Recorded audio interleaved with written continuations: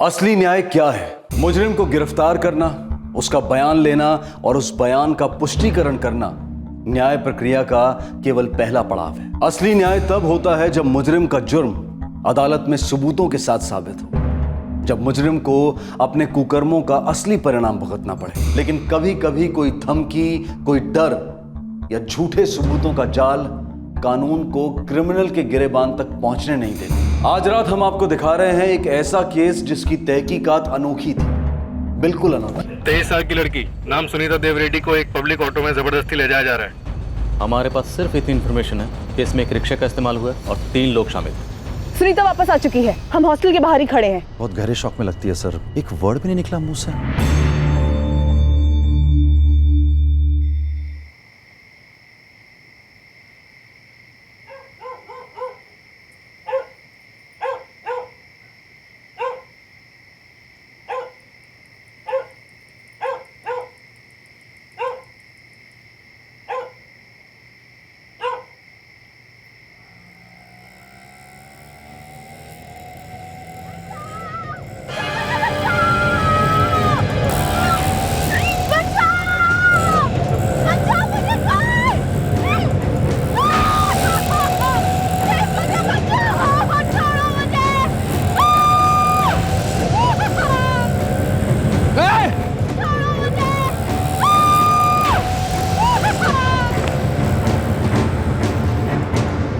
वसंत, ये तो ladies stall है और रिक्शा से लड़की के चिल्लाने की आवाज भी आ रही थी। वो देखो, वहां पर्स गिरा।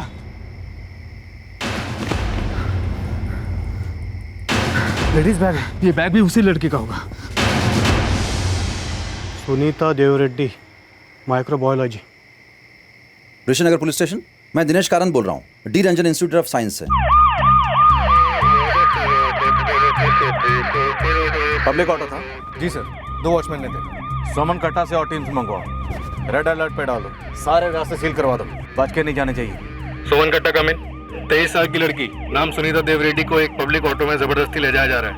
जितने नाइट पेट्रोल यूनिट्स हैं सभी को इंस्टीट्यूट रोड के आसपास रेड अलर्ट पर लगा दो। सर, मैंने ही आपको फोन किया था। मैं दिनेश कारंत, इस इंस्टीट्यूट का सिक्योरिटी इंचार्ज से। 2 गार्ड्स जिन्होंने ऑटो देखा था और लड़की के चीखने चिल्लाने की आवाज़ सुनी थी, यही दोनों? जी नहीं सर, ये वो दोनों नहीं है। मैंने उन दोनों को इस इंस्टीट्यूट के चप्पा चप्पा छान मारने के इंस्ट्रक्शंस दिए सर।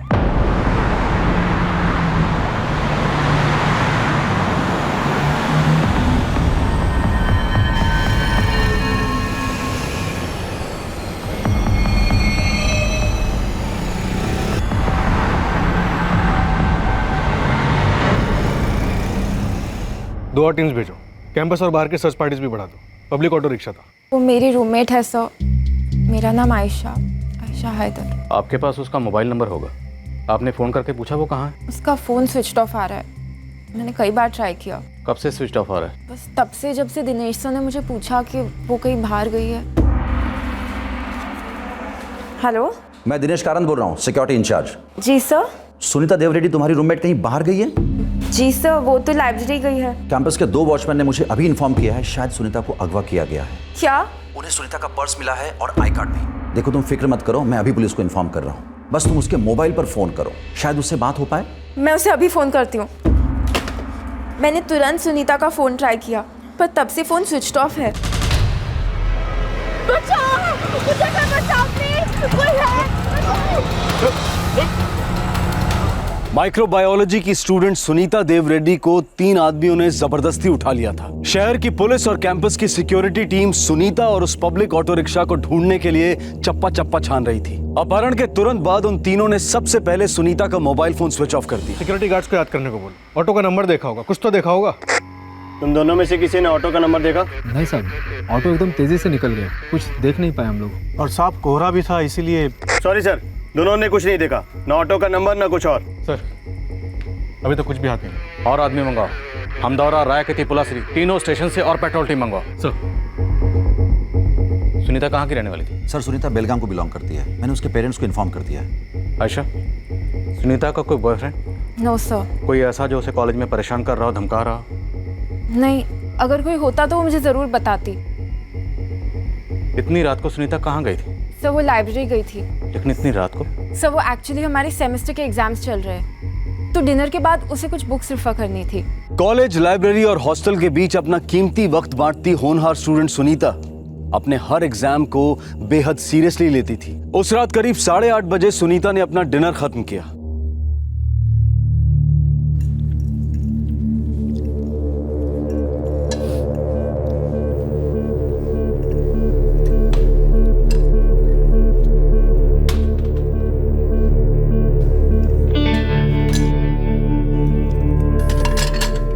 सुन आयशा, मैं ना जरा लाइब्रेरी होके आती हूँ।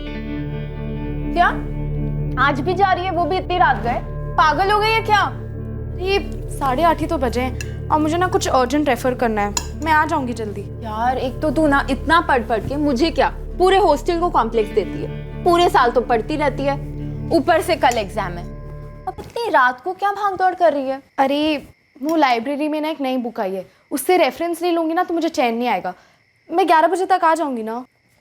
अच्छा सुन, जब तक तू नहीं आएगी ना मुझे भी नींद नहीं आएगी। जल्दी आना। तो क्या इंस्टीट्यूट की लाइब्रेरी पूरी रात खुली रहती है? नहीं सर, लाइब्रेरी टाइमिंग सुबह 8 से रात के 8 तक होते हैं सर। लेकिन सेमेस्टर एग्जाम से 1 महीना पहले लाइब्रेरी सुबह 8 से रात के 11:30 तक ओपन रहती है सर।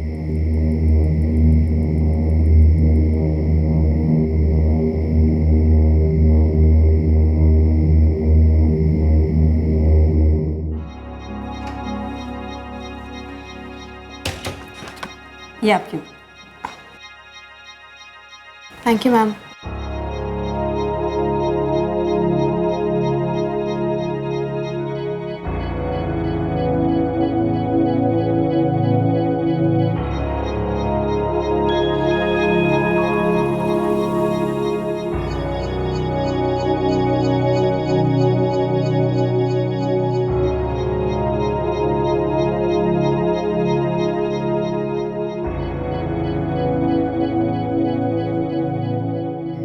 करीब 11:15 बजे सुनीता लाइब्रेरी से चली गई। वो लास्ट स्टूडेंट थी। Thank you Pramila ma'am. हो गई पढ़ाई? जी। कल के एग्जाम के लिए all the best. Thank you. Good night. Good night. Sunita ने लाइब्रेरी से बाहर आने के बाद यहीं से ऑटो लिया होगा। क्या रात को यहाँ पर ऑटो खड़े रहते हैं? नो सर, यहाँ कोई ऑटो खड़े नहीं होते सर। सभी स्टूडेंट्स यहाँ से हॉस्टल तक पैदल ही लौटते हैं सर। हॉस्टल से लाइब्रेरी पैदल आने में तकरीबन 10-15 मिनट लगते होंगे। Correct sir. सबसे पहले फिजिक्स डिपार्टमेंट आता है सर, उसके पीछे रिधिमा गर्ल्स हॉस्टल। प्रमिला जी, हाँ? लाइब्रेरी 11:30 बजे तक खुली रहती है ना? जी। तो क्या आप 11:30 बजे तक लाइब्रेरी में ही थी? नो सर, सुनीता के जाने के बाद मैंने 11 बजे तक वेट किया। कोई स्टूडेंट नहीं आया। मुझे लगा अभी कोई आएगा भी नहीं, इसलिए लाइब्रेरी लॉक करके मैं क्वार्टर्स चली गई। सर, पूरा कैंपस 3 बार ही घूम गया, कुछ भी नहीं मिला। दिनेश जी, ये रोड सिर्फ इंस्टीट्यूट की रोड है या कॉमन रोड है? कॉमन रोड है, बाहर की गाड़ियाँ भी यहाँ से गुजरती है सर।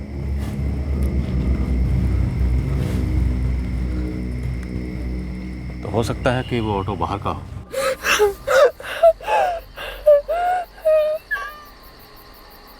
छोड़ देने का मतलब ही नहीं बनता। स्टूडेंट है, सबको बता देगी।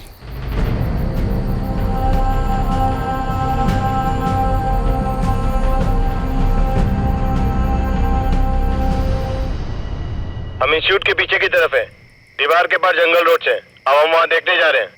सुनीता मैम, सुनीता आ गई।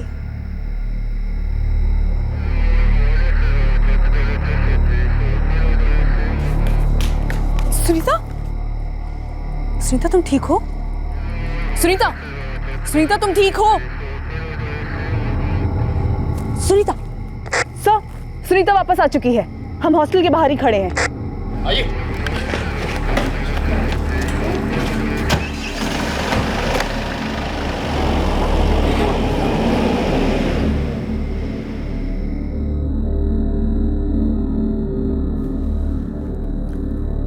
सुनीता, मैं जानता हूँ इस वक्त आपकी हालत ठीक नहीं है, पर क्या प्लीज़ आप हमें बता सकती हैं कि जो लोग आपको ऑटो में उठाकर लेके गए थे वो कौन थे, कहाँ लेके गए? प्लीज़ बताइए। आप वापस कैसे आए? सर, मुझे नहीं लगता सुनीता अब कुछ कहने की पोजीशन में। सर,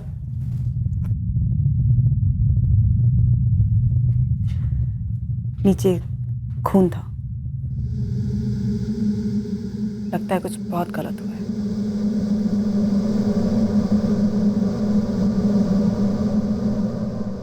विद्या, हम लोग बाहर जा रहे हैं, तो मुझसे बात करके कुछ तो पता करो। हमें उस रिक्शा को ट्रैक करना ही होगा। Yes sir. Arvind, Dinesh ji please बाहर आओ।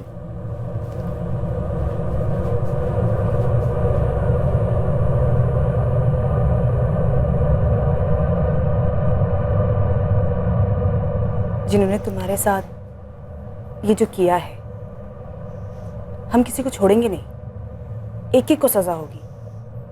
तुम जितना जल्दी कुछ बोलोगी, हम उतना जल्दी उन्हें पकड़ेंगे।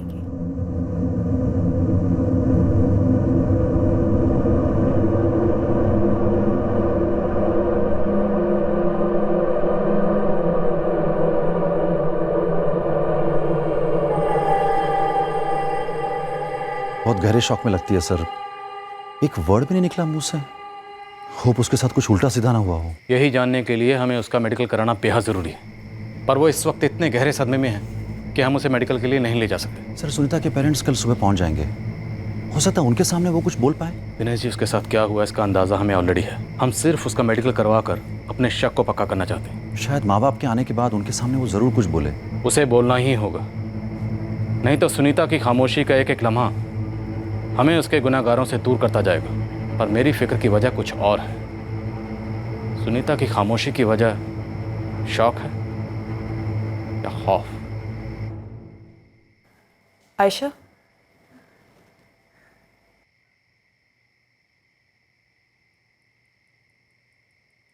उसे नहाने मत देना और उसके मैले कपड़े धोने मत देना। क्यों?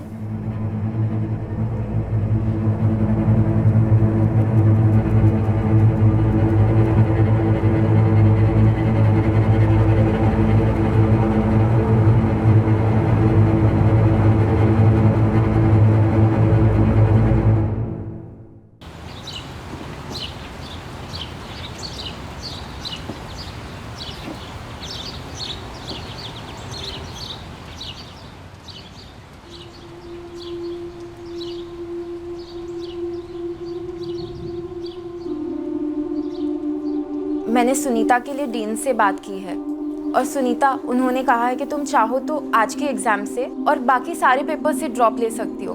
वो तुम्हारा री एग्जामिनेशन करवाएंगे।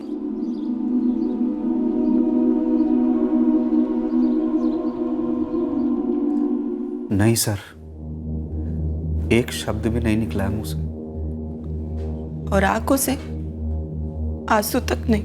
देखिए, आपकी बेटी के साथ कुछ बुरा हुआ, कुछ बहुत बुरा, पर क्या हुआ है ये जानने के लिए उसका मेडिकल एग्जामिनेशन करवाना बेहद ज़रूरी है। इसलिए मिस्टर और मिसेस देवरेड्डी, आपको कोशिश करनी होगी, सुनीता को हॉस्पिटल ले जाना होगा।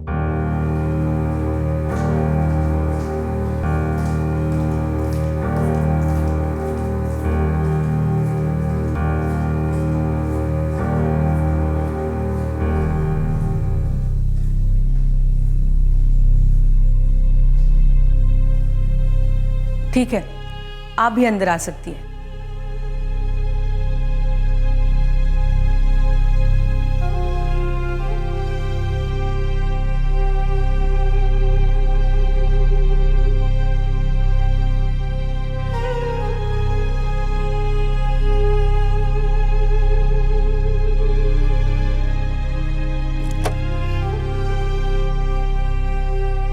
लड़की के साथ सेक्सुअल असॉल्ट हुआ है।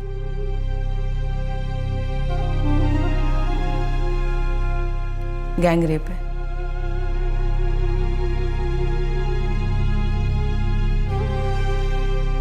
सुनीता, आपके साथ क्या हुआ हमें पता है, लेकिन जिन लोगों ने आपके साथ ये घिनौनी हरकत की है वो इस वक्त बाहर घूमे आज़ाद, जबकि उन्हें सलाखों के पीछे होना चाहिए।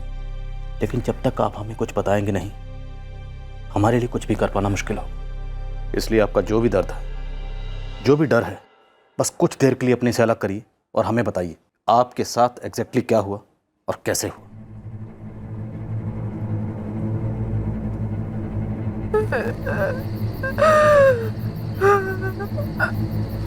हमको पता है तू कॉलेज में पढ़ती है, हॉस्टल में रहती है।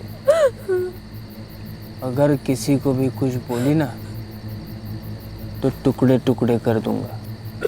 तेरे सर के, तेरे हाथ के, पैर के, सबके। याद रखेगी ना तू? मैं किसी को कुछ नहीं बताऊंगी,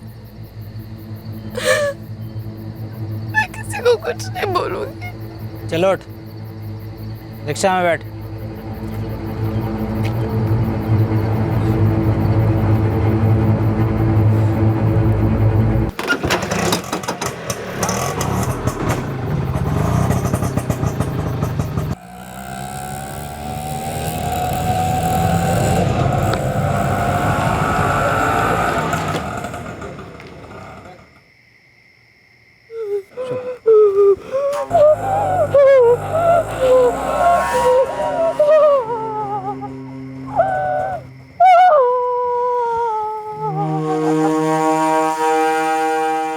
कितने लोग थे सुनीता? कितने लोग थे?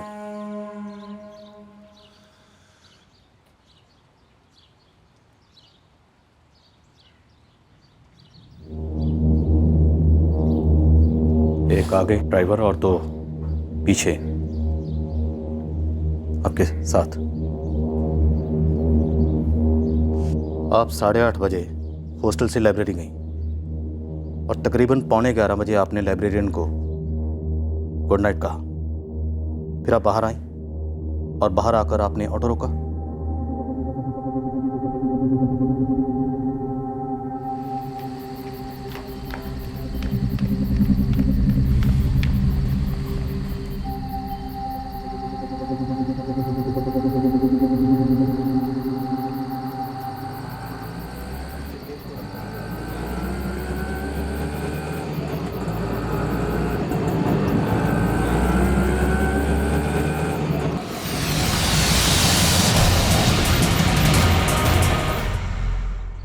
क्या आप उन लोगों को पहचानती हैं? उन तीनों में से किसी को भी आपने कभी पहले देखा था कहीं भी आते जाते? लड़ेगी ना, दोनों को दर्द होगा। अगर किसी को भी कुछ बोली ना तो हम तुझे हमेशा के लिए खामोश कर देंगे। सुनीता, याद करो उस ऑटो के बारे में, उन लोगों के बारे में, उस जगह के बारे में जहां वो आपको लेकर गए। प्लीज कुछ बोलो, प्लीज बोलो, क्योंकि वक्त निकला जा रहा है। सुनीता के साथ जो हुआ उसका गहरा सदमा लगा था उसे। ऊपर से उस धमकी ने सुनीता के गले को घोंट रखा था। उसकी जुबान पर खामोशी का ताला लगा हुआ था। इस ताले का खुलना बेहद जरूरी था, क्योंकि पुलिस को अब तक सिर्फ इतना मालूम था कि सुनीता को 3 लोग ऑटो रिक्शा में उठाकर कहीं ले गए थे और उन्होंने उसके साथ सामूहिक बलात्कार किया था। तहकीकात शुरू करने के लिए यह बहुत ही कम जानकारी थी, लगभग ना के बराबर। हमारे पास अभी तक इतनी इंफॉर्मेशन है कि वो 3 लोग थे, एक ऑटो ड्राइवर, 2 पीछे। उन 3 लोगों ने सुनीता को लाइब्रेरी से हॉस्टल जाते वक्त ऑटो में बिठाया। अब सवाल यह है कि बिठाया कैसे? लिफ्ट देकर या जबरदस्ती? सर, अगर लिफ्ट ऑफर किया होता तो इसका मतलब ये होता कि वो जो 2 पैसेंजर थे वो शायद सुनीता की पहचान के थे। पहले उन्होंने लिफ्ट ऑफर किया, उसके बाद रेप किया, फिर शायद ऑटो वाले ने भी साथ दिया होगा रेप में। सर, अगर वो लोग सुनीता के पहचान के नहीं भी थे और उसे जबरदस्ती उठाया तो शायद उन्हें पता था कि सुनीता उस वक्त लाइब्रेरी से आने वाली है। अगर पहचान वाले नहीं थे तो कैसे पता चलता? सर, मैंने सुनीता की रूममेट आयशा से बात की थी। उसका कहना है कि सुनीता अक्सर रात में लाइब्रेरी में पढ़ने जाया करती थी। सर, वैसे तो लगभग पिछले 1 हफ्ते से सुनीता रोज लाइब्रेरी जा रही थी, लेकिन परसों वो काफी देर से गई। सुनीता पे हमला करने वाले 3 लोग थे। क्या ऐसा हो सकता है उसमें से एक या फिर 2 उसके जानने वाले हों? शायद इंस्टीट्यूट के कोई स्टूडेंट हों जिन्होंने उसे लिफ्ट ऑफर की हो और उसके रोज के शेड्यूल के बारे में भी जानते हो कि वो हर शाम या रात को लाइब्रेरी जा रही है। आई एम सॉरी सर, इस सब के बारे में मैं कुछ नहीं कह सकती। सुनीता ही बेस्ट पर्सन होगी आपको ये सब बताने के लिए। हाँ आयशा, लेकिन सुनीता कुछ बोल नहीं रही है, एकदम खामोश है। सुनीता खामोश है, लेकिन इसका मतलब ये नहीं है कि हम भी खामोश बैठेंगे। सुनीता के असली गुनाहगारों तक पहुंचने के लिए हमें सुनीता को बुलवाने की कोशिश जारी रखनी होगी। अरविंद, एक काम करो, जितने रिक्शा यूनियंस हैं सबके लीडर्स को यहाँ हाजिर करो। इससे पहले कि रिक्शा के अंदर वालों को इसकी जानकारी मिले, हमें रिक्शा को ढूंढ निकालना होगा। सर। विद्या, लड़की को बुलवाने की कोशिश करती रहो। मैं जानता हूँ वो लड़की चुप है, कुछ नहीं बोल रही है, लेकिन इसका मतलब ये नहीं है कि हम उस लड़की के बोलने का इंतजार करेंगे और कुछ नहीं करेंगे। जितनी जल्दी हो सके हमें इस केस का खाता खोलना है।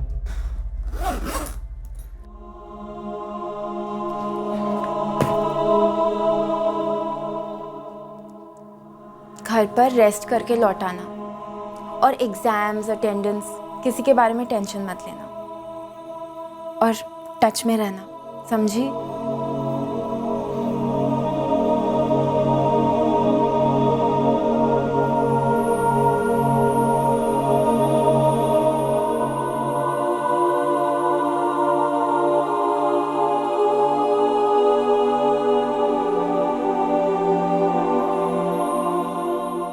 बागलकोट में जितने भी रिक्शाज हैं वो सारे आप दोनों के यूनियंस के अंडर आते हैं? हाँ साहब, मेरे यूनियन में 140 ऑटो है। और सर मेरे यूनियन में आज की डेट में 223 है। सर, सुनीता की रूममेट आयशा का फोन आया था। सुनीता अपने माँ बाप के साथ घर जा रही है। उसे फोन करके समझाओ कि जब तक इन्वेस्टिगेशन पूरी नहीं होती वो लोग नहीं जा सकते। जी सर। अरविंद, अगर जरूरत पड़ी तो खुद जाकर मनाओ उन्हें। हमें उन तीनों आरोपियों को किसी भी सूरत में पकड़ना ही है। अब सुनीता को कुछ बोलना ही पड़ेगा। लेकिन क्यों? आपको तो मालूम ही है कि मेरी बेटी किस हाल में है। हाँ सर, लेकिन आपको ये भी समझना चाहिए कि आपकी बेटी के साथ ऐसा हुआ कैसे, किसने किया ये सब। देखिए सर, अगर अभी आप घर चले गए ना तो हमारे लिए आपकी बेटी सुनीता के गुनहगारों को पकड़ना लगभग नामुमकिन हो जाएगा। मैं सब समझता हूँ मैडम, लेकिन आप लोग भी तो समझने की कोशिश कीजिए ना। मेरी बेटी इस वक्त एक शब्द बोलने की हालत में नहीं है। अगर वो यहाँ रहेगी तो उसकी हालत और खराब होती जाएगी।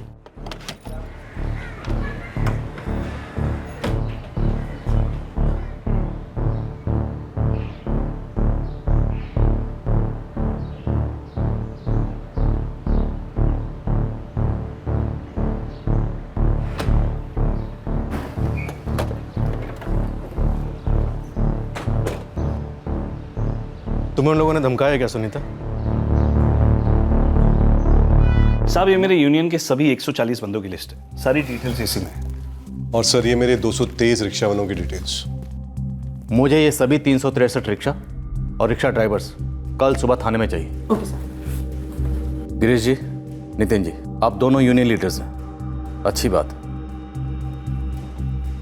लेकिन मेरी आप दोनों से एक रिक्वेस्ट है, आप एक जिम्मेदार नागरिक की तरह हमारे साथ कोऑपरेट कीजिए। एक लड़की के साथ गलत हुआ है, बहुत गलत, और सब में एक रिक्शा ड्राइवर शामिल है। मेरी यूनियन से पूरा कॉपरेशन मिलेगा साहब। और सर मेरी यूनियन के सभी रिक्शा वाले यहाँ पहुंच जाएंगे। सुनीता, अगर तुम उनकी धमकियों से डरे हुई हो तो सोचो, वो लोग एक दिन यहाँ भी आ सकते हैं, फिर तुम्हारे घर बेलगाम भी पहुंच सकते हैं, और दोबारा वही सब कर सकते हैं जो उन्होंने तुम्हारे साथ किया। प्लीज ऑफिसर, आप मेरी बच्ची को डरा क्यों रहे हैं? उसकी हालत पहले से इसकी हालत ऐसी नहीं थी सर। सुनीता एग्जाम देने के लिए पूरी तरह तैयार थी, सब कुछ सही जा रहा था, लेकिन वो लोग आते हैं, इसके साथ जबरदस्ती करते हैं, उसको डरा के रखते हैं। सुनीता, तुम पढ़ी लिखी हो, जरा लॉजिकली सोचो कि वो लोग ज्यादा ताकतवर हैं या हम और तुम। देखो, अगर तुम अब अपने घर चली गई तो ये सिर्फ हम लोगों की हार नहीं होगी, रेप नाम के रोग की जीत होगी।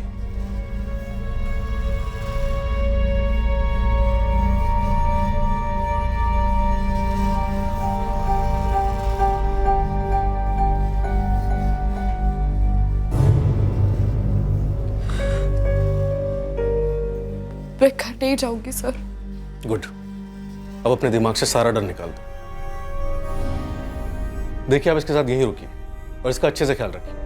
किसी भी चीज की जरूरत पड़े तो हमें बताइए। अब वो लोग बच नहीं सकते।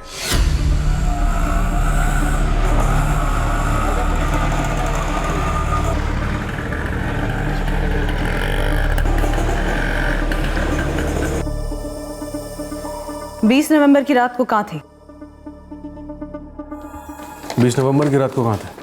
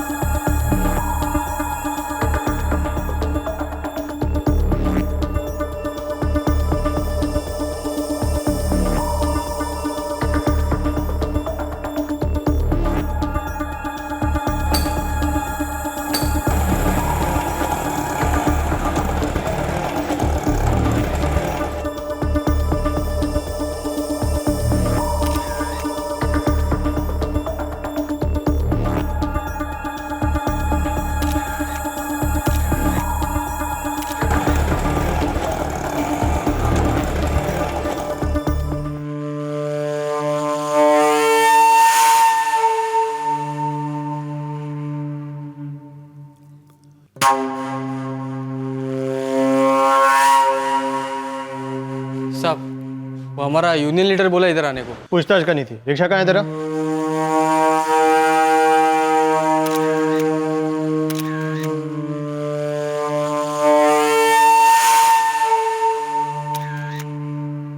पेपर और बिल्ला लेके साहब से मिल ले जा।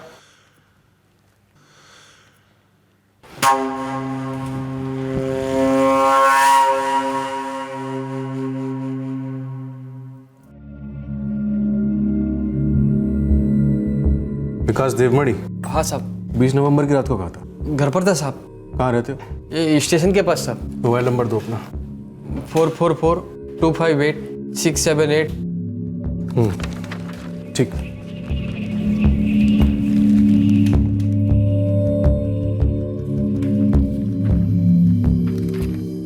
सर, हर रिक्शा वाले से क्वेश्चनिंग करी, पूरे 363 रिक्शा वाले, और हर रिक्शा को अंदर से भी स्कैन किया। कहीं आउट ऑफ सिटी का कोई रिक्शा तो नहीं था? प्रॉब्लम ये है कि हमारे पास रिक्शा की कोई आइडेंटिफिकेशन भी तो नहीं है। और सर, ऑटो ड्राइवर्स ने जो कहा है वो सच है, झूठ है, क्या है? सर, ये कहना थोड़ा सा इम्पॉसिबल है, क्योंकि सुनीता ने अभी तक उस रिक्शा या फिर उन 3 लोगों के बारे में कुछ भी नहीं बोला है। अच्छा किया जो तुमने सुनीता को रोक लिया, लेकिन क्या सुनीता अपनी खामोशी तोड़ेगी? सर, उसकी आंखों ने तो बोलना शुरू कर दिया है, जुबान भी जल्दी शुरू कर देगी।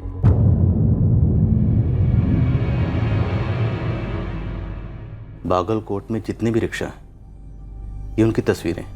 इन तस्वीरों को गौर से देखो। अगर आप गौर से देखोगी तो हर रिक्शा में आपको कुछ ना कुछ फर्क नजर आएगा। देखिए इन तस्वीरों को और याद करिए जिस ऑटो में वो आपको लेके गए थे, क्या उससे मिलता जुलता कुछ इन तस्वीरों में है?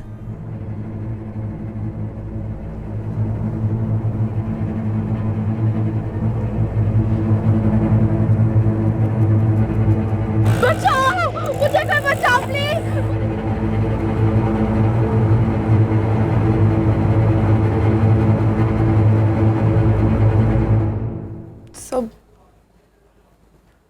सब एक जैसे लग रहे। देखो आई नो कि देखने में सारे रिक्शा एक जैसे लगते हैं, लेकिन अगर बारीकी से देखो तो हर रिक्शा में कुछ ना कुछ फ़र्क ज़रूर होता है। जैसे सीट का कलर, और वो कोई फिल्म स्टार की फ़ोटो होती है, या ड्राइवर्स अपने सामने जब भगवान की मूर्ति लगाते हैं और वो अंदर डेकोरेशन का सामान। एक मिनट मैं दिखाता हूँ। ये देखो, जैसे ये एक स्टिकर है और एक स्टिकर ये है ना, दोनों अलग अलग। इसी तरह से हर ऑटो में कुछ ना कुछ फ़र्क होता है। अपने जहन पर जोर डालो और याद करने की कोशिश करो, क्या इन तस्वीरों में वो ऑटो है जिस ऑटो में वो आपको लेके गए थे?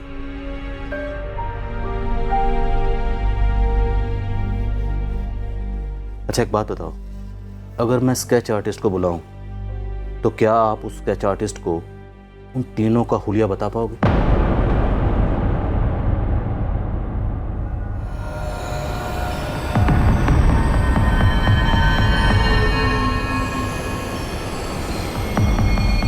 डरो मत, बिल्कुल भी मत डरो।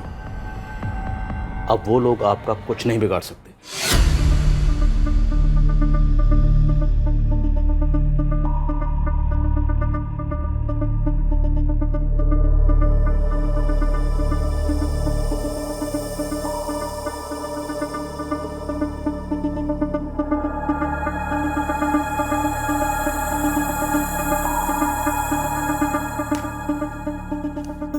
क्या लगता है आपको, सुनीता ने जो आपको हुलिया बयान किया उससे आपको इन स्केचेस को बनाने में कितनी मदद मिली? मुझे तो लगता है उसको पता तो सब कुछ है, लेकिन वो बताना नहीं चाह रही कि वो तीनों कैसे दिखते हैं। सब सुनीता डरी हुई है, धमकाया होगा उसे, शायद इसलिए कुछ नहीं बोल रही है। समझ सकता हूँ डरी हुई और कुछ नहीं बोली, लेकिन इसका मतलब ये नहीं है कि हम कोशिश करना छोड़ दें। अंधेरे में सही, लेकिन हम तीर चलाते रहेंगे, और तब तक चलाते रहेंगे जब तक तीर निशाने पर नहीं लग जाता। सर, जिस तरह से लड़की को उठाया जाता है, गैंग रेप किया जाता है और फिर धमकी देकर छोड़ दिया जाता है, हो सकता है ये लोग हिस्ट्री शीटर्स हो, शायद किसी गैंगमैन के लोग हों जो परोल या बेल पे बाहर आए हों और सुनीता के साथ ये कांड कर दिया। एक काम करो, खबरी नेटवर्क को एक्टिव करो, लेकिन उन्हें बता देना कि हमारे पास कोई क्लू नहीं है। हमारे पास सिर्फ इतनी इन्फॉर्मेशन है कि इसमें एक रिक्शा का इस्तेमाल हुआ और 3 लोग शामिल थे। सर अरविंद, इसका चीज़ भी ले जाओ, लेकिन उन्हें बता देना कि पॉसिबल है कि क्रिमिनल्स की शक्ल इन स्केचेस से बिल्कुल ना मिलती हो। Okay sir. सब सुनीता थोड़ा और कोऑपरेट करती तो हम सारे ऑटो ड्राइवर्स की आइडेंटिफिकेशन परेड करवा सकते थे। बिल्कुल करवा सकते। ये पहला ऐसा केस है जहां हम सस्पेक्ट का नहीं बल्कि विक्टिम का मुंह खुलवाने के लिए इतनी कोशिशें कर रहे हैं। पर यह हमारा पहला ब्लाइंड केस तो नहीं है। हमारा काम है मुजरिम को उसके अंजाम तक पहुंचाना, और वो हम पहुंचा के रहेंगे।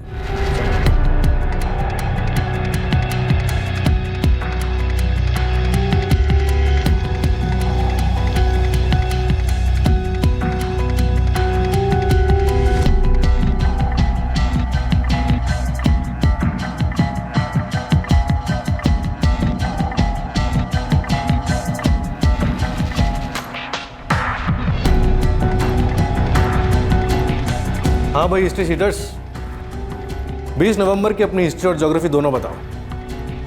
कहाँ थे, क्या कर रहे थे?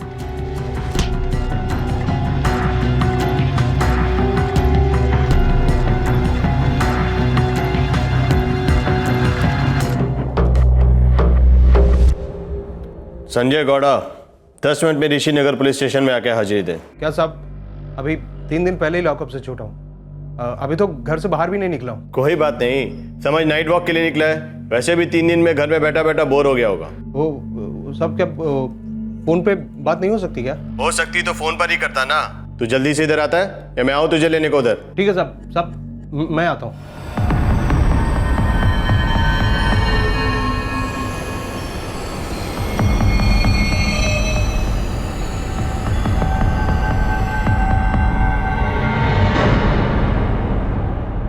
सर 54 हिस्ट्री शीटर से क्वेश्चनिंग करी, उनके स्टेटमेंट्स वेरीफाई किए, क्रॉस चेक भी किए। और सर जहां भी डाउट लगा 2 बार 3 बार क्वेश्चनिंग की है सर। और कुछ हाथ नहीं आया, एक भी सुराग नहीं मिला।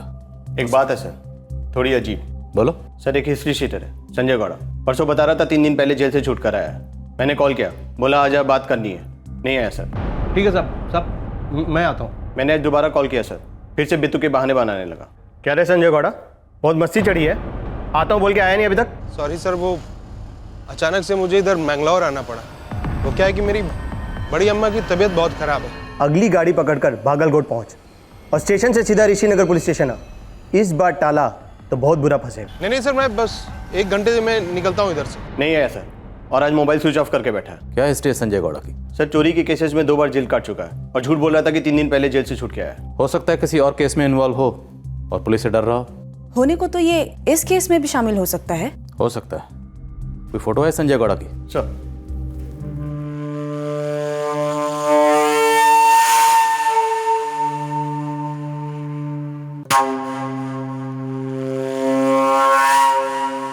ये चूहा जिस बिल में भी छुपा बैठा ना, इसकी पूंछ पकड़ो और बाहर निकालो। ये जितना हमसे दूर भाग रहा है, मेरे शक को उतना ही पुख्ता कर रहा है। विद्या, यस सर। ये तस्वीर सुनीता को दिखाओ। Okay sir. तीर तो चलाते हैं, अंधेरे में ही सही।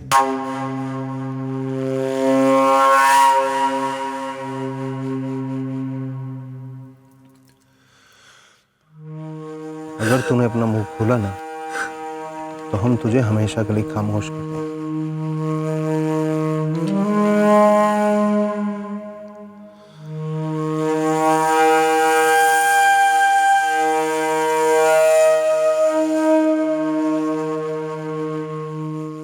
सुनीता कुछ बोल नहीं रही है सर, लेकिन डरी हुई है। सर संजय गौड़ा ने कहा था कि वो मैंगलोर में है, जबकि उसका लास्ट सेलफोन लोकेशन मैसूर था। मतलब संजय गौड़ा हमसे झूठ बोल रहा है। विद्या, अरविंद, अब हमारा सारा फोकस इस संजय गौड़ा पे होगा। इसके फोन रिकॉर्ड्स निकलवाओ। इसके फोन में जितने नंबर हैं सबसे कांटेक्ट करो। इसके रिश्तेदारों का पता लगाओ, खबरें लगाओ इसके पीछे। इस संजय गौड़ा का चांस हमें लेना ही होगा।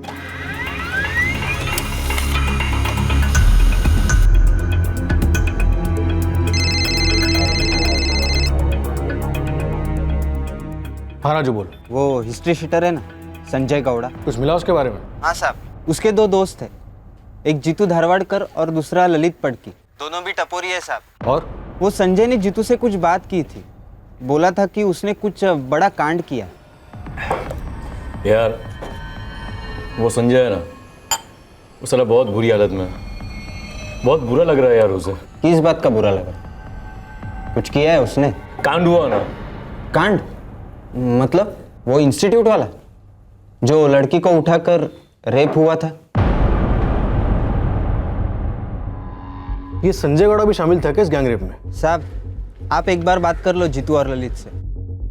इस जीतू दड़वड़कर और ललित पड़की दोनों को उठाओ प्यार से, किसी को खबर नहीं लगनी चाहिए। ये ले। पूरा खत्म करना होगा, समझी?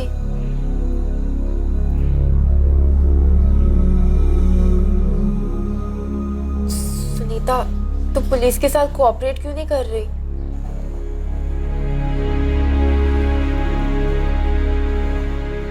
पुलिस कुछ नहीं कर सकती आयशा। पुलिस ने कहा है कुछ नहीं होगा, वो पूरी प्रोटेक्शन देंगे। कब तक आयशा? वो लोग उस दिन मुझे मार डालने वाले थे। मैं मर गई होती, मैंने भीख मांगी उनसे, पैर पकड़े उनके। उन लोगों ने मुझे धमकी दी है कि मैंने अगर किसी से कुछ भी कहा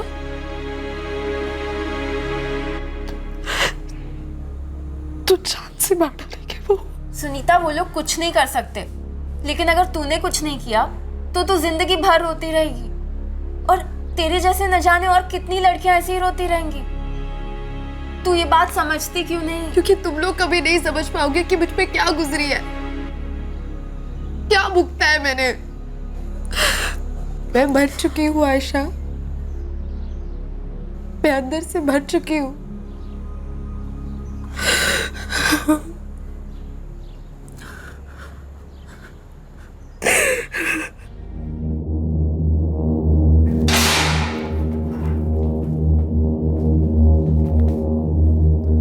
तो तुम लोग बता रहे थे कि तुम्हारे दोस्त संजय गौड़ा को बुरा लग रहा था, क्यों बुरा लग रहा था उसे? सब उसने जो किया वो, उस बात का उसे बहुत बुरा लग रहा था साहब। वो बहुत पछता भी रहा था। क्या किया था उसने? क्यों पछता रहा था वो? क्योंकि उसने एक लड़की को ऑटो में उठाया और 2 लोगों के साथ मिलकर उसका बलात्कार किया। हाँ साहब। ए संजय, क्या है बे? इतना टेंशन में क्यों है तू? वो पुलिस स्टेशन से फोन आया था, बुला रहे हैं। मैं जा नहीं रहा हूँ। अबे तुझे क्यों बुला रहा है बे? तू जा क्यों नहीं रहा है? वो जिन जिन का पुलिस रिकॉर्ड है ना, उन सबको बुला रहे हैं। हाँ पता है यार, वो इंस्टीट्यूट वाला कांड हुआ है ना यार, बहुत गलत हुआ है यार। वो बेचारी लड़की यार अपना मुंह भी नहीं खोल रही है यार। ए संजय, तुझे इसके बारे में कुछ पता है क्या? इसलिए नहीं तू जा रहा पुलिस स्टेशन? ए बोलना है यार संजय, तुझे मालूम है क्या ये साला रेप किया किसने यार? अब मतलब अपने पहचान में से कोई है क्या? उस रेप केस में 3 लोग थे, उन 3 में से एक मैं तो साला। 2 दिन पहले संजय गौड़ा ने तुम लोगों को बताया कि वो सुनीता के बलात्कार में शामिल था, लेकिन तुम लोग सुनकर चुपचाप बैठे हो। साहब वो हमें पता नहीं था कि वो सच बोल रहा है कि झूठ बोल रहा है। साहब वो इतना पिया हुआ था, हमें लगा ऐसे ही कुछ बड़बड़ा रहा है। इतना बड़ा कांड करके कोई बड़बड़ाता है क्या? अगर वो पिए हुए था, तुम लोगों ने जानने की कोशिश की कि वो सच बोल रहा है झूठ बोल रहा है? अभी बोलो ना साहब, मारना मत। जो जानते हो सब सच बोलो, वरना तोड़ के रख दूंगा। उस दिन उसके साथ 2 लोग और कौन थे? संजय, तेरे अलावा उस रेप केस में और 2 जन कौन थे? विकास देवमनी और गोविंद हेगड़े।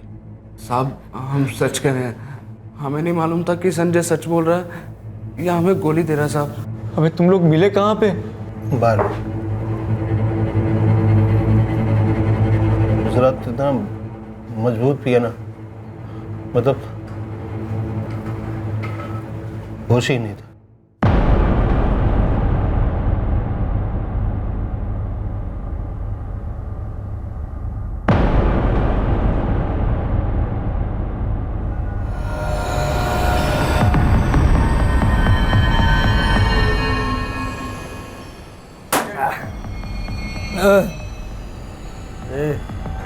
ये आकर ही है सालों, वैसे भी कड़की चल रहे हैं सालों। इतना चढ़ गई थी ना कि पूरे शरीर में एकदम आग सी लग गई थी, जो ये शराब से मिटने वाली नहीं थी।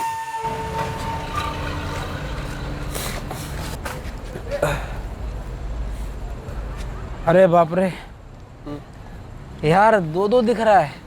विकास गाड़ी चला लेगा ना? मैं गाड़ी क्या, मैं घोड़ी भी चला लूंगा। वैसे बुरा नहीं है, अगर इस टाइम में अगर कोई लड़की मिल जाए ना तो नशे का मजा एकदम डबल। मेरे पास तो रोकड़ा है नहीं, वरना ने विकास के नाम पे उधार दिया। हीराबाई की लड़कियां उसके नाम पे हीराबाई उधार नहीं देंगी। बस सालों तुम लोग की ना ये लड़की की बात छेड़नी नहीं, अब तो तलब लग गई। तेरा इरादा क्या है बे? काम कर, वो एक राउंड मार दे इंस्टीट्यूट में, चल के देखते हैं, क्या पता मुकद्दर में कोई कॉलेज की एकदम मस्त लड़की मिल जाए। चल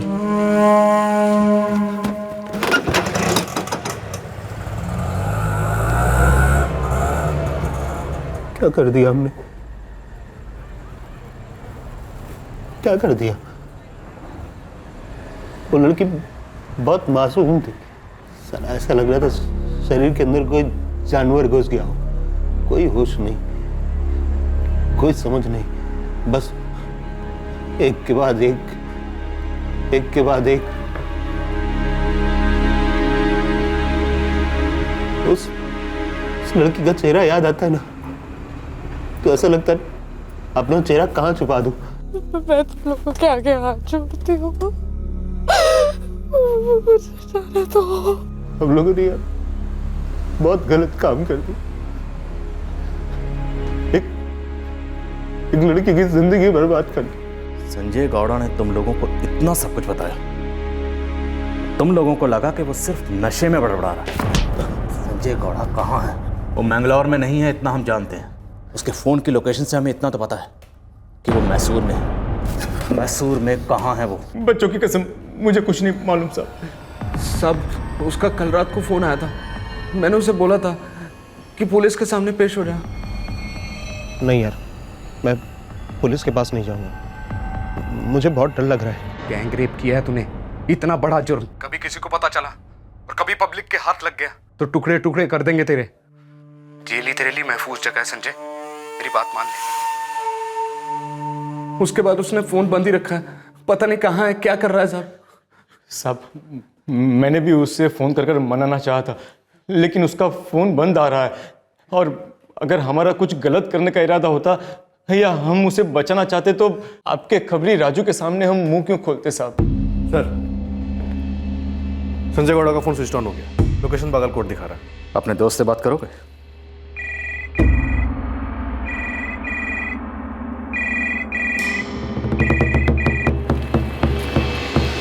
हाँ बोल। क्या सोचा तूने? किस बारे में? पुलिस के सामने पेश होने के बारे में। तुझे क्या पुलिस ने उठा लिया है क्या?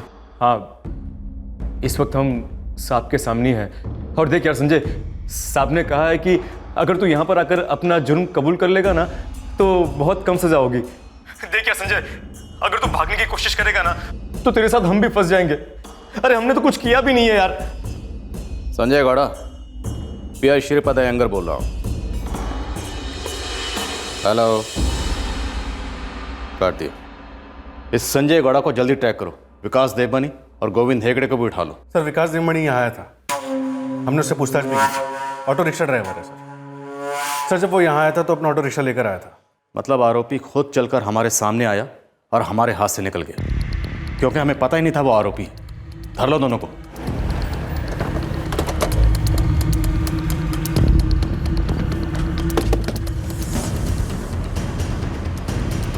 जी? विकास देवमणि घर पे। विकास चलो उठ। साहब क्या हुआ साहब? साहब कुछ तो बोलो साहब, क्या किया मैंने? साहब कहाँ लेके जा रहे हैं मुझको साहब? लोकेश, इसका ऑटो लेकर आओ। साहब मेरे भाई को क्यों लेकर जा रहे हैं साहब? विकास साहब मेरी बात सुनो ना साहब। सर, ऑटो ड्राइवर विकास देवमणि कस्टडी में है। संजय गौड़ा का फोन अभी भी स्विच ऑफ जा रहा है, लेकिन हमने उसे ट्रैकिंग पे डाल रखा है। पर सर, गोविंद के घर का एड्रेस नहीं है हमारे पास। पूरी फोर्स लगा दो। खबरियों से कहो कि संजय गौड़ और गोविंद हेगड़े की पूरी कुंडली निकालें। अब इस केस को क्लोज करने का वक्त करीब आ गया, बस थोड़ी कसर बाकी है।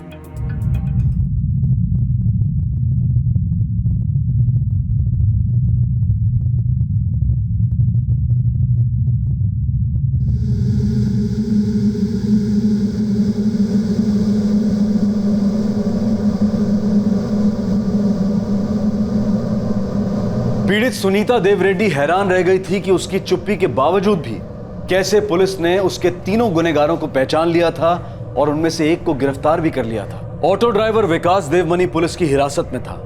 बस संजय गौड़ा और गोविंद हेगड़े के पकड़े जाने की देर थी। लेकिन कुछ ऐसा हुआ, इस केस के आरोपी ने कुछ ऐसा कर दिया जिससे यह केस अपने सर के बल उलट गया। केस से जुड़े सभी चौंक गए और इस केस को एक आम केस से अलग बना दिया। सर, 4 नंबर लाइन पे आपका फोन है। कोई संजय है? कौन संजय? पता नहीं सर, करा गुनाह किया है, कबूल करना है। हेलो, डीआईजी प्रताप शेट्टी बोल रहा हूँ। साहब, मैं संजय गौड़ा बोल रहा हूँ। साहब, मैंने बहुत गंदा जुर्म किया है, लेकिन साहब मैंने जानबूझकर नहीं किया। साहब, मैं बहुत नशे में था। तुम इंस्टीट्यूट गैंगरेप में शामिल थे? हाँ साहब, लेकिन मैंने जानबूझकर नहीं किया है। तुम पहले सरेंडर करो, अपना जुर्म कबूल करो, फिर हम देखेंगे हम क्या कर सकते हैं। सर, संजय गौड़ा का फोन स्विच ऑन हो गया। लोकेशन मेहताब नगर बस्ती है। जीतू बता रहा था वो वहीं रहता है और उसे उसके घर का एड्रेस भी पता है। गुड। तुम जरा इस विकास देवमणि को क्रैक करो। मैं संजय गौड़ा को घोड़ा बनाकर घसीट के लाता हूँ। संजय, मैंने तुम्हारा कन्फेशन सुन तो लिया, लेकिन तुम्हें पहले सरेंडर करना होगा। तुम्हारे पास और कोई चारा नहीं है। नहीं साहब, नहीं साहब, मुझे जेल नहीं। तुमने एक लड़की की जिंदगी बर्बाद की है। मैं उस लड़की की जिंदगी वापस तो नहीं कर सकता, लेकिन साहब मुझे अपनी जिंदगी भी नहीं चाहिए साहब। मुझे तो बस पुलिस के सामने कबूल करना था। इसलिए साहब मैंने आपको फोन किया। मैं पुलिस स्टेशन नहीं जाऊंगा साहब। इस दुनिया में रहने के लायक नहीं। मुझे नहीं जीना साहब, नहीं जीना है साहब।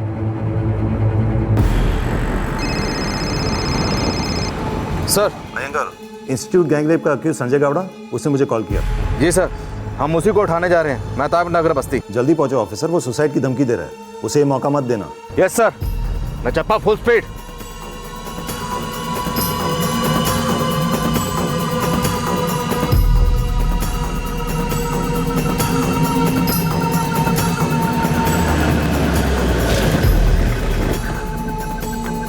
यहाँ पे रहता है।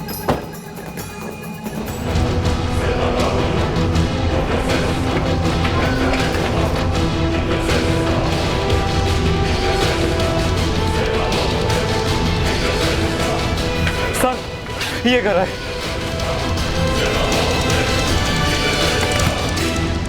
संजय, संजय दरवाजा खोलो।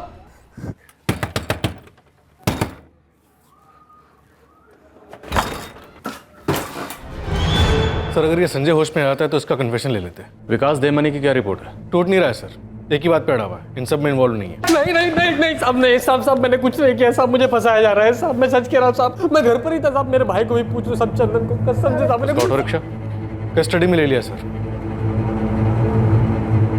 सर, अब तो सुनीता को अपना मुंह खोलना ही पड़ेगा। उसकी खामोशी में बहुत भारी पड़ सकती है। हेलो सही, तीसरा आरोपी गोविंद हेगड़े ट्रेस हुआ है सर। कहाँ? सर, मालती नगर में। लेकिन एक प्रॉब्लम है सर। कैसी प्रॉब्लम? सर, उसने अपने एक दोस्त असलम को फोन किया और असलम ने हमें फोन करके बताया है कि सर गोविंद हेगड़े सुसाइड करने जा रहा है। क्या? नहीं रे असलम, मैं पुलिस के सामने नहीं जाऊंगा। तू उनको बोल दे कि मैं उन्हें जिंदा नहीं मिलूंगा। अबे गोविंद, क्या पागलों जैसी बात कर रहा है तू? देख, मैं तेरी मदद कर सकता हूँ। तू बस मेरी एक सहायता कर दे। तू पुलिस को मेरा संदेशा दे दे यार। यार नहीं जीना यार। कोई मालती नगर पहुंचा है नहीं? गोविंद हेगड़े के घर। सर, हम लोग रास्ते पर ही है। उसका दोस्त असलम हमारे साथ है। 5 मिनट में पहुंच रहे सर। हम भी पहुंच रहे हैं। अरविंद को एड्रेस मैसेज करो।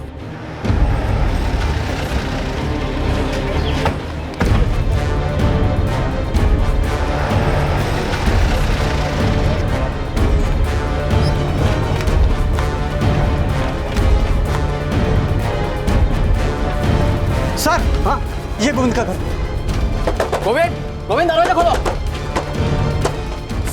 सर गोविंद दरवाजा नहीं खोल रहा है।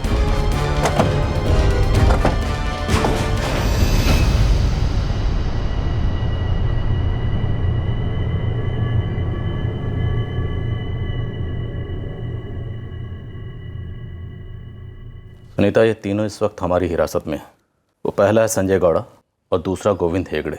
इन दोनों ने सुसाइड करने की कोशिश की थी, लेकिन हमने इन्हें बचा लिया क्योंकि हम नहीं चाहते थे कि इन्हें इतनी आसान मौत मिले। हम चाहते हैं इन्हें दर्द हो, तकलीफ हो, जिंदगी भर इस चीज़ का एहसास हो कि इन्होंने जो किया था कितना गलत था, कितना भयानक था। लेकिन इन्हें सज़ा दिलाने के लिए अब आपको बोलना ही होगा। हाँ बेटे, दे दो अपना स्टेटमेंट। बता दो बेटी, सब कुछ बता दो।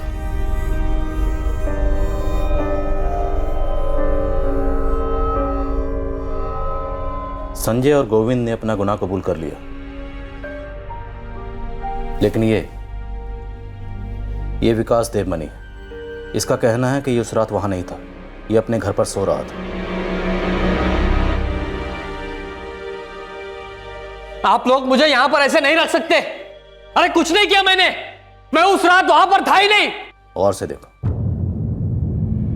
क्या ये वहां था या नहीं?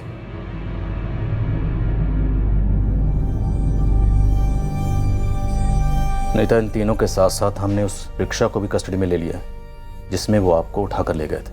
बस अब एक बार, सिर्फ एक बार इन तीनों को आइडेंटिफाई कर लीजिए और उस रिक्शा को आइडेंटिफाई कर, फिर हम चार्जशीट फाइल करेंगे, मुकदमा चलाएंगे और ये तीनों जिंदगी भर जेल में सड़ेंगे।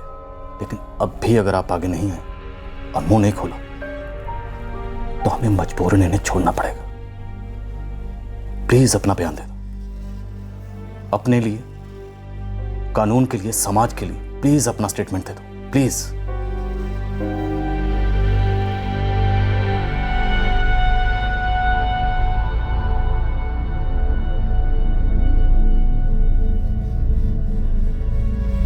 सुनीता बेटे, ये एक मौका है जब तुम अपने गुनहगारों को सजा दिला सकती हो। पप्पा,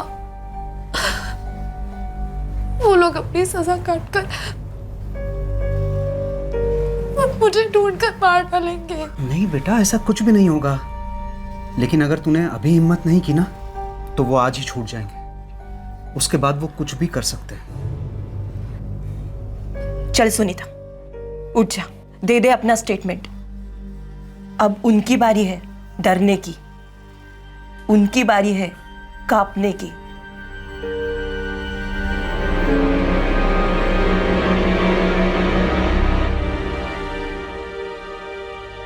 गैंगरेप के दो आरोपी संजय गौड़ा और गोविंद हेगड़े अपनी जान देने चले थे, लेकिन पुलिस ने उन्हें बचा लिया ताकि उन्हें उनके किए की सजा मिल सके। संजय गौड़ा और गोविंद हेगड़े दोनों कह रहे थे कि उन्हें अपने किए पर पछतावा है।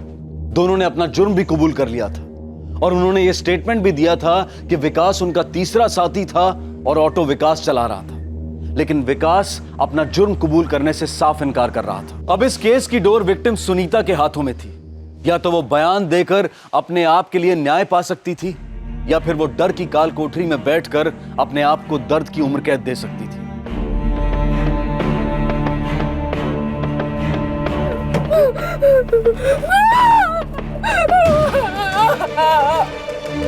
अगर किसी को भी कुछ बोली ना तो टुकड़े टुकड़े कर दूंगा। अब भी अगर आप आगे नहीं आए तो हमें मजबूरन इन्हें छोड़ना पड़ेगा। ये एक मौका है जब तुम अपने गुनहगारों को सजा दिला सकती हो। दे दे अपना स्टेटमेंट, अब उनकी बारी है।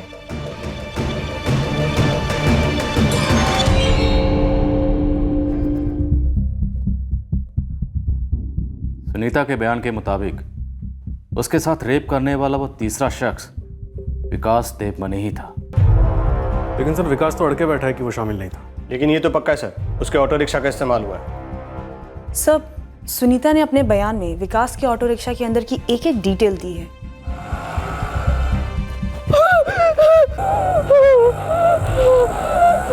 ऑटो के पीछे RS नायर इंटरप्राइजेस का स्टिकर भी देखा था। सुनीता आगे अपने बयान में लिखती है कि ऑटो रिक्शा के डैशबोर्ड पर एक गणेश जी की मूर्ति है और उस मूर्ति के सामने मैंने प्रार्थना भी की थी। सर, विकास के ऑटो में ना तो गणेश जी की मूर्ति है और ना ही कोई RS नायर एंटरप्राइजेज का स्टिकर लगा है।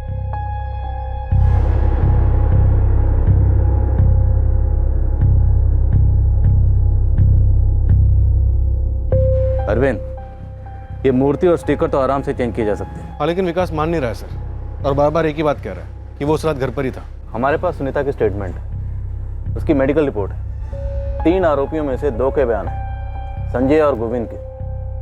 सिर्फ ये विकास देवमनी है जो अपनी इन्वॉल्वमेंट से इनकार कर रहा है। सर, अगर हम संजय और गोविंद की स्टेटमेंट्स के आधार पर विकास को अक्यूज मान भी ले और सुनीता उसका आइडेंटिफिकेशन कर भी लेती है तो भी वो कोर्ट में छूट सकता है। विकास को लेकर कोर्ट में हमारा केस थोड़ा कमजोर पड़ सकता है सर। हमें ये केस वाटर टाइट बनाना है। हम पहले इस केस में बहुत सारे चांसेस ले चुके हैं, अब कोर्ट में हमें एक भी चांस नहीं लेना है।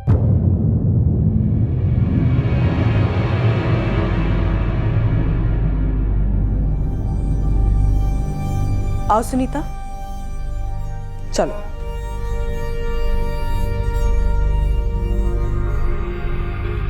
सुनीता, आपने हमें बताया कि आपने उस रिक्शा में 2 चीजें नोटिस की, एक RS नायर एंटरप्राइजेस का स्टिकर और दूसरी गणेश मूर्ति।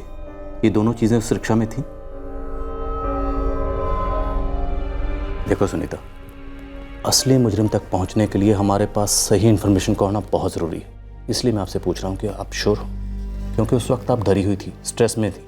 हो सकता है आपको कुछ याद ना रहा हो, आपने वहां कुछ और देखा हो, इस वक्त आपको कुछ और याद आ रहा हो। ऐसी कोई बात तो नहीं है?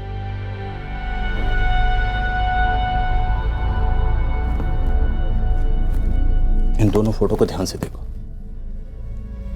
क्या ये थी? नहीं सर, ये नहीं थे। मुझे बहुत डर लग रहा है माँ, मुझे ये सब देख कर वो रात याद आ रही है। Okay, relax.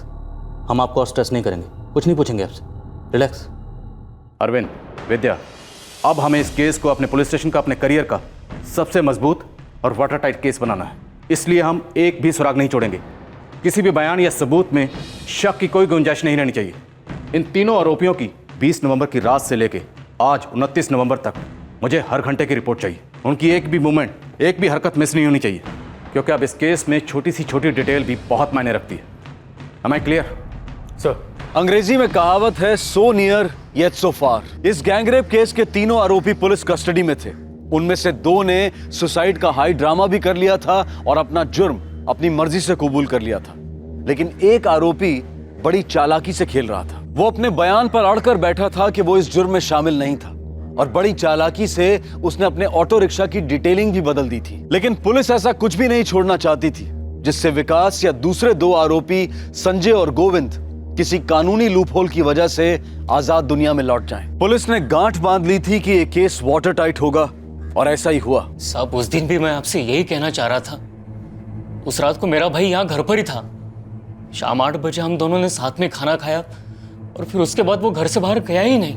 अगर तुम्हें ऐसा लग रहा है तुम अपने रेपिस्ट भाई को बचाकर बहुत महान काम कर रहे हो, तो इतना याद रखना, उन तीनों को तो सजा होकर ही रहेगी, और तुम पर पुलिस को गुमराह करने के और सबूत मिटाने के चार्जेस लगाए जाएंगे। याद रखना मेरी बात। चलो।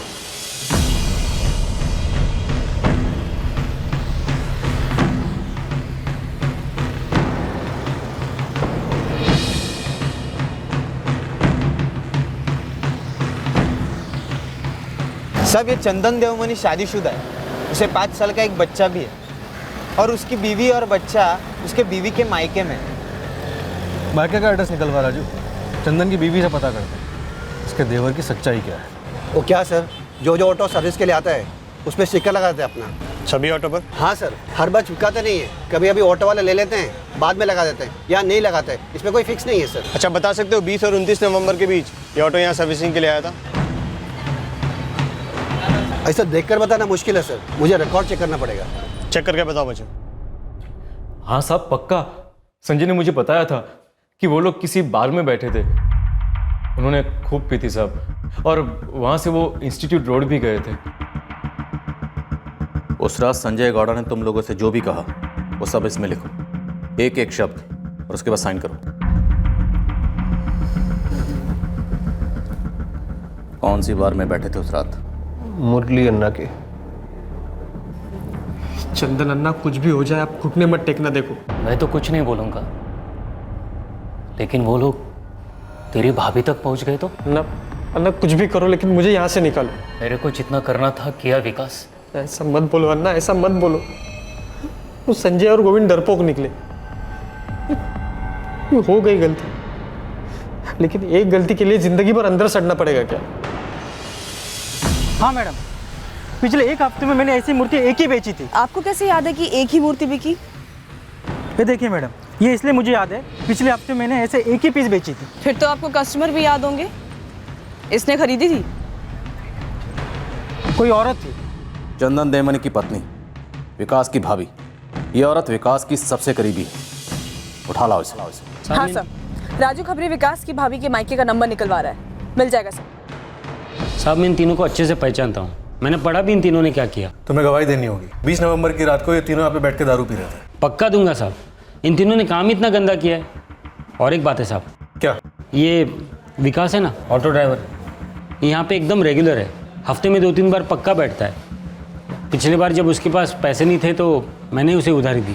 अरे अन्ना, आज थोड़ा रोकड़ा कम है, बाद में देते। हाँ, बाद में देते। ठीक है, ला इधर, लेकिन अगली बार पक्का देना। हाँ पक्का अन्ना, पक्का देगा। थैंक यू अन्ना। उसके बाद वो वापस आया नहीं। ये उस दिन का बिल है मेरे पास। जैसे पक्षी एक एक तिनका, एक एक पत्ता इकट्ठा करते हुए अपना घोंसला बनाते हैं, वैसे ही पुलिस भी छोटे से छोटे सुराग और सबूत को इकट्ठा करते हुए अपने केस का ऐसा घोंसला तैयार कर रही थी जो किले जितना मजबूत हो। जब यह केस शुरू हुआ था तब पुलिस के हाथ में कुछ भी नहीं था, पीड़ित की शिकायत तक नहीं थी, और अब यह केस कोर्ट में पेश होने लायक तैयार होता जा रहा था। एक मजबूत वाटर टाइट केस। अरविंद, विद्या, लोकेश, कांग्रेचुलेशंस। हमने इस केस के ताबूत की हर कील एकदम सही ठोक दी है। बस सिर्फ दफनाना बाकी है।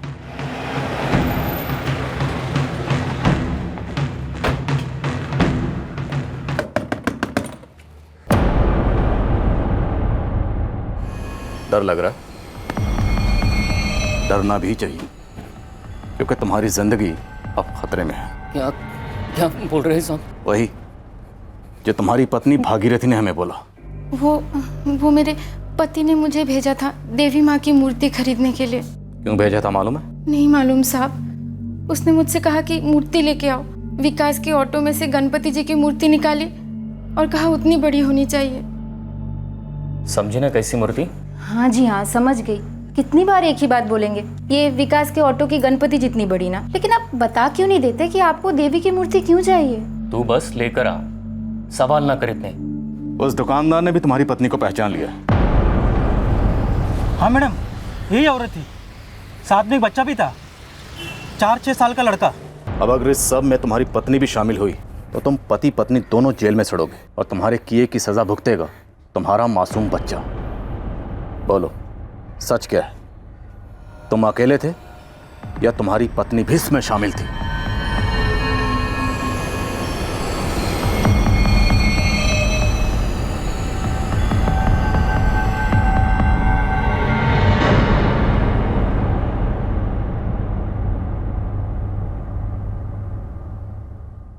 सर, मेरी पत्नी भागीरथी बेगुनाह है सर। उसे कुछ मालूम नहीं था। पर हमें सब मालूम है। हमें मालूम है कि कौन गुनहगार है, कौन नहीं। हमें यह भी पता है कि तुम अपने भाई के जुर्म में कैसे शामिल हो, कैसे तुमने अपने भाई के जुर्म पर पर्दा डाला। हम जानते हैं विकास ने तुम्हें सब कुछ बताया था या नहीं? हाँ, बताया था। कब? उस रात जिस रात वो कांड करके आया था? जी नहीं, आप लोगों ने हर ऑटो वाले को यहाँ थाने बुलाया था, तब विकास डर के मारे थर थर कांप रहा था। उसने सीधे उसके दोस्त संजय को फोन लगाया। अबे संजय, लड़की ने मुंह नहीं खोला तो क्या हुआ? पुलिस ने शहर के सारे ऑटो वालों को बुलवाया है। तू समझ रहा है कुछ? यार विकास, अब हमें कैसे मालूम कि उस लड़की ने हम लोग के बारे में बताया है या नहीं? और अगर बताया होगा ना तो हम तीनों के बारे में बताया होगा। और तेरे तेरे ऑटो का पूरा हुलिया भी बताया होगा। मर गए यार, मर गए। अब क्या करें? बहुत बड़ी गलती हो गई यार, पछतावा हो रहा है। पछतावे की छोड़, अब क्या करना है ये बता। मैं अपने परशुराम अन्ना से बात करता हूँ।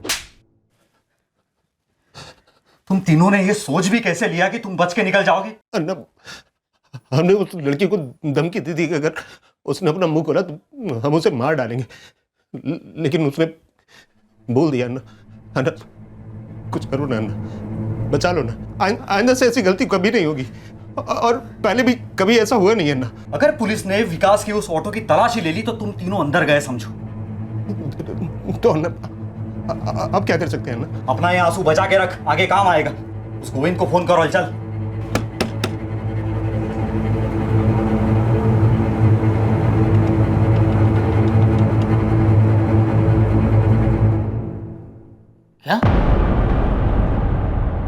क्या कर दिया सालों तुमने? हम लोग ऐसे लोग हैं क्या? हाँ, तुम तीनों ने कैसे कर दिया?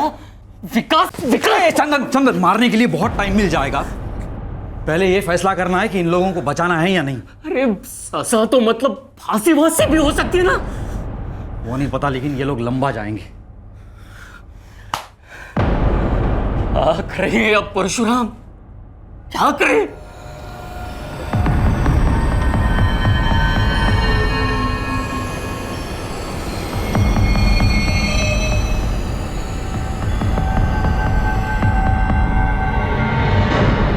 पहले तो ऑटो को अच्छे से साफ करना होगा, धो डालो अंदर बाहर से, हैं? और पहले ये एक स्टिकर और ये एक मूर्ति दोनों बदल डालो, समझे? लड़की ने दोनों जरूर देखे होंगे और पुलिस को जाके बता दिया होगा। पूरा नक्शा बदल डालो, लगना ही नहीं चाहिए वो गाड़ी। सर्विसिंग वगैरह सब करना, पैसे लगेंगे, और ये स्टिकर और मूर्ति के भी। मैं एक प्रिंटर को जानता हूँ, उसका ऑटो स्पेयर पार्ट का दुकान है और उनके पास गराज स्टिकर बनाने का काम भी आता है। तो स्टिकर लिया उससे। हाँ? और इसके लिए जितना भी पैसा लगेगा लगा दो। मेरे पास तो कुछ भी नहीं है। मैं अपनी बहन से थोड़े कुछ पैसे उधार ले सकता हूँ। 2,500 किस लिए? अक्का, वो नौकरी के लिए ना म्यूनसिपैलिटी में अर्जी दी है, तो वहाँ का साहब बोला कि 2,500 देगा तो नौकरी मिल जाएगी। गोविंद, 200-250 होते तो मैं दे देती, 2,500 तो बहुत है। अक्का कुछ करो ना, बहुत ज़रूरी है, आज ही चाहिए। गोविंद ने अपनी अक्का से 2,500 निकलवा लिए सर। फिर मैं मूर्ति लेने जा रहा था, तब संजय के बड़े भाई परशुराम ने मुझे रोक लिया। कहाँ जा रहे हो? वो मूर्ति लेने। तुम दोनों नहीं जाओगे? आप दोनों जाओगे? कैसे बच्चों वाली बात करता है चंदन। हम में से कोई भी नहीं जाएगा, एक भी सुराग मिलना नहीं चाहिए पुलिस को। हम किसी और को भेजते हैं। भागीरथी भाभी को भेजें? हाँ, ये हो सकता है। औरत जाएगी तो किसी को कोई शक भी नहीं होगा और सारा मामला धीरे धीरे दब जाएगा। मेरी पत्नी भागीरथी मासूम है सर, उसे कुछ भी मालूम नहीं था। उसने बस वो मूर्ति मेरे कहने पर खरीदी। तुम सबके सब दोषी हो, सबके सब। तुम लोगों ने गैंग रेप जैसा संगीन अपराध करने वाले 3 लोगों को ना सिर्फ बचाने की कोशिश की, बल्कि उनके जुर्म पर पर्दा डाला, पुलिस को गुमराह किया और सबूत मिटाने की कोशिश की। परशुराम गौड़ा, गोविंद की बहन हेमा, मुझे सबके स्टेटमेंट चाहिए, सारे के सारे डिटेल्स चाहिए। सर, कहा था मैंने चंदन, मुजरिम को बचाना भी बहुत बड़ा जुर्म होता है। तुम तो गए।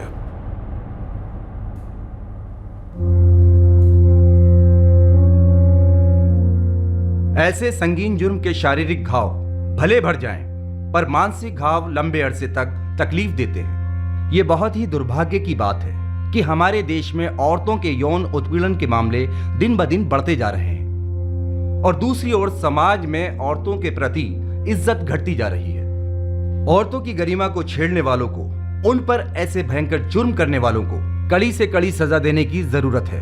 वक्त आ गया है जब कोर्ट न सिर्फ मुजरिम के हक का ध्यान रखे, बल्कि पीड़ित के हक का भी ध्यान रखे। संजय गौड़ा, गोविंद हेगड़े और विकास देवमनी को आईपीसी की धारा 366 किडनैपिंग करने के लिए, धारा 376 डी सामूहिक बलात्कार करने के लिए, धारा 506 आपराधिक धमकी देने के लिए और धारा 34 ये सारे जुर्म एक ही मकसद से करने के लिए दोषी पाया गया। तीनों आरोपियों को आजीवन सश्रम कारावास की सजा सुनाई गई। हर एक आरोपी को 1 लाख रुपए जुर्माना भरने की सजा भी सुनाई गई। कोर्ट ने जुर्माने की रकम पीड़ित को मुआवजे के तौर पर दिए जाने का आदेश दिया। संजय गौड़ा के भाई परशुराम गौड़ा और विकास देवमणि के भाई चंदन देवमणि को आईपीसी की धारा 201 के तहत सबूत मिटाने के जुर्म में दोषी पाया गया। इन दोनों आरोपियों को 3 साल की सजा और साथ ही में हर एक को 5,000 का जुर्माना भरने की सजा सुनाई गई। सर, ऐसा नहीं है कि मैं बताना नहीं चाहती थी, लेकिन उनकी धमकी ने मानो मुझे पैरालाइज कर दिया हो। हम समझते हैं सुनीता, हम आपको दोषी नहीं ठहरा रहे। वो सिचुएशन ही ऐसी थी। आपकी जगह किसी भी बच्ची के साथ ऐसा हुआ होता तो शायद वो भी ऐसा ही करती। वो हादसा था ही इतना भयानक। सर, मैं जानती हूँ मेरी खामोशी के कारण आपको क्या क्या करना पड़ा, लेकिन मैं उस डर के चंगुल से निकल ही नहीं पा रही थी। उस रात वो मुझे मार डालने वाले थे, या शायद मार भी देते। खुदा ना खास्ता उन्होंने ऐसा किया होता तो वो दुनिया के किसी भी कोने में छुपे होते, तब भी हम उन्हें ढूंढ निकालते। तब उन्हें उम्र कैद नहीं, फांसी की सजा होती। सुनीता, जुर्म चाहे सोच समझ के किया जाए या एक पल के जोश में, पकड़े सभी जाते हैं। बस जरूरी सिर्फ इतना है कि विक्टिम उस जुर्म के डर में, उस जुर्म की याद में पकड़ा और जकड़ा ना रहे। खैर, जो हुआ उसे एक बुरा सपना समझ के भूल जाओ। अब आने वाले वक्त के बारे में सोचो।